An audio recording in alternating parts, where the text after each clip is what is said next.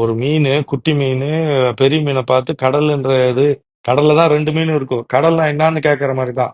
நாம இங்கதான் இருக்க முடியும், எங்க போக முடியாது. ஒரே ஒரு விஷயம் என்னன்னா, இருப்பதை உணர்ந்து இருக்கிறேன் அப்படின்னு நினைக்கிறது, பிரபஞ்ச மனமா ஸ்பேஸ் பீயிங்கா இருக்கிறது. துன்பத்தில் இருக்கிறேன் என்பது அந்த லிமிட்டட் பீயிங் சொல்லக்கூடிய குறுகிய வளத்துல உலகளாவிய விஷயத்துல இருக்கிறது. இத எழுதுறதுக்கு அவர் சொல்றாரு, இதை எழுதுறதுக்கு ரொம்ப கஷ்டமா இருக்கு. எப்படி வரையத்து சொல்றதுன்றது கஷ்டமா இருக்குது. ஆனா ஒரு விஷயத்த நம்ம ஒரு புரிதலுக்கு எடுத்துட்டு வந்தோம்னா, ஞானம் பெற்றவர்கள் இல்லாட்டி ஞானம் அடைந்தவர்கள் எப்படி இருப்பாங்கன்னா, அவர்களுக்கென்று ஒரு கட்டமைப்பு இருக்காது. ஓப்பனா பிளெக்சிபிளா எது வருதோ அதை ஏற்றுக்கொண்டு இருப்பாங்க.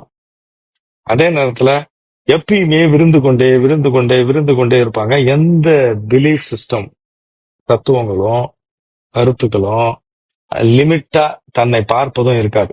அவ்வளவுதான்.